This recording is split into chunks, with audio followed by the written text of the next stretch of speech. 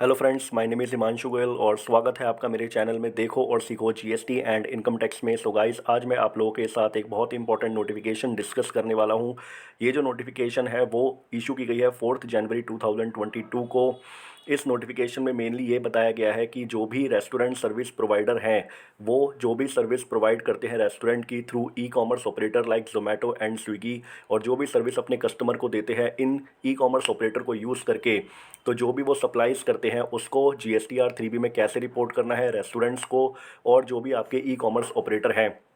तो जैसा कि आप सभी को पता है कि पहले क्या होता था कि जो भी रेस्टोरेंट्स अपनी सर्विस प्रोवाइड करते थे रेस्टोरेंट की थ्रू ई कॉमर्स ऑपरेटर लाइक जोमेटो और स्विगी, अपने कस्टमर तक जो भी सर्विस पहुंचाते थे उस पर जो भी जीएसटी होता है वो रेस्टोरेंट्स देते थे। लेकिन अब इसको चेंज कर दिया गया है। तो यहाँ पर जैसा कि आप देख सकते हैं, यहाँ पर क्या बोला है कि reporting of supply is notified under section 9 sub clause 5 section 5 sub clause 5 by e commerce operator in GSTR 3B।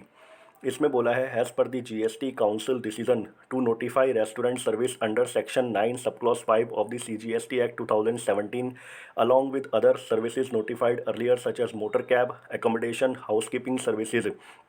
तो यहाँ पर जो भी रेस्टोरेंट सर्विस है उसको नोटिफाइड कर दिया गया है अंडर सेक्शन 9 सब क्लॉज 5 में, अलॉन्ग विद जो भी मोटर कैब्स की एकोमोडेशन और हाउसकीपिंग की सर्विसेज है, where in the tax on such supplies would be paid by electronic commerce operator if such supplies made through it. तो यहाँ पर बोला है कि जो भी रेस्टोरेंट है, अगर वो कोई भी रेस्टोरेंट की सर्विस जोमेटो और स्विगी के थ्रू किसी भी कस्टमर को देता है, जैसे आप मान लीजिए कोई भी कस्टमर कोई ऑर्डर करता है जोमेटो या स्विगी के थ्रू कि मुझे इस रेस्टोरेंट से खाना ऑर्डर चाहिए, मुझे इस रेस्टोरेंट से खाना ला के दीजिए।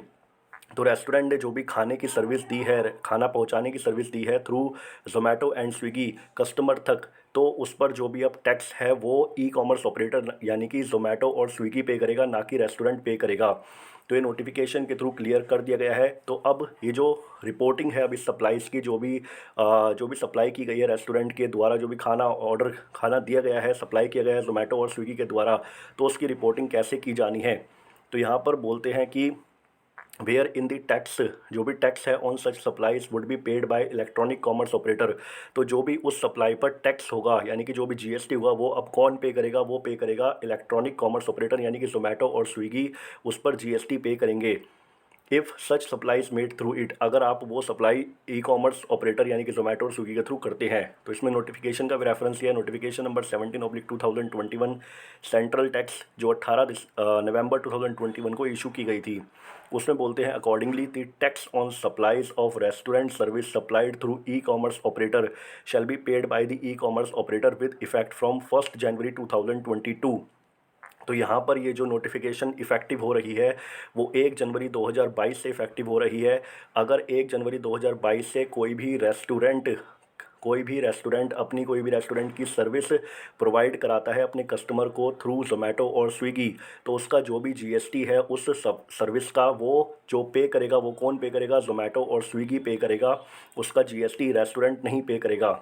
तो इसमें बोलते हैं in light of the above E commerce operator and registered person would report taxable supplies notified under section 9 sub clause 5 of CGST act 2017 and similar provisions in IGST SGST and UTGST.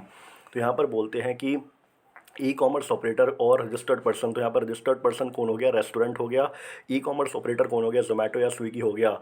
वो report करेंगे जो भी उनकी taxable supplies हैं जो भी notified की गई है अंडर सेक्शन 9 सब क्लॉज 5।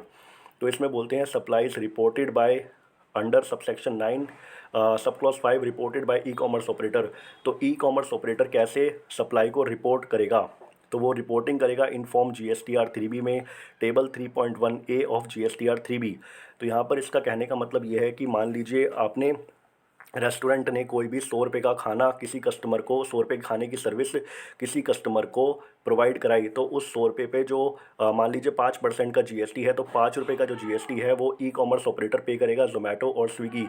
तो वो अपनी जीएसटीआर 3B में कैसे रिपोर्ट करेंगे, जोमेटो या स्विगी जब अपनी जीएसटीआर 3B फाइल करेंगे तो वो जो जीएसटीआर 3B का टेबल 3.1A है उसकी टैक्सेबल वैल्यू में 100 रुपये डालेंगे और जो भी उसका जीएसटी बनता है 5 रुपये वो पे करेंगे। उसके बाद बोला है रजिस्टर्ड पर्सन या रेस्टोरेंट सप्लाईज थ्रू ई कॉमर्स ऑपरेटर। तो यहाँ पर बोला है कि जो भी रजिस्टर्ड पर्सन है या रेस्टोरेंट है, वो जो सप्लाईज करते हैं थ्रू ई कॉमर्स ऑपरेटर, तो वो कैसे रिपोर्टिंग करेगा, रेस्टोरेंट कैसे रिपोर्ट करेगा, रेस्टोरेंट क्या करेगा, जो भी उसने सप्लाई करी है 100 रुपये की, उसको वो टेबल 3.1C में डालेगा, जो भी निल रेटेड और एग्जम्प्टेड है उस पर उसको कोई भी टैक्स पे नहीं करना है। निल रेटेड और एग्जम्प्टेड में डालने का मतलब है कि जो टैक्स है वो ऑलरेडी जो जोमेटो या स्विगी ने पे कर दिया है 5 रुपये, तो उसको पे करने की ज़रूरत नहीं है, वो तो अपने में एग्जम्प्ट में डालेगा और जो ई कॉमर्स ऑपरेटर है वो उसको टैक्सेबल वैल्यू में डालेंगे। सो गाइस, होप कि आपको ये नोटिफिकेशन समझ में आई होगी। इसी के साथ मैं अपनी वीडियो क्लोज चाहता हूँ। अगर आपको मेरी वीडियो अच्छी लगे तो लाइक एंड शेयर जरूर करें। Thank you guys, thank you for watching this.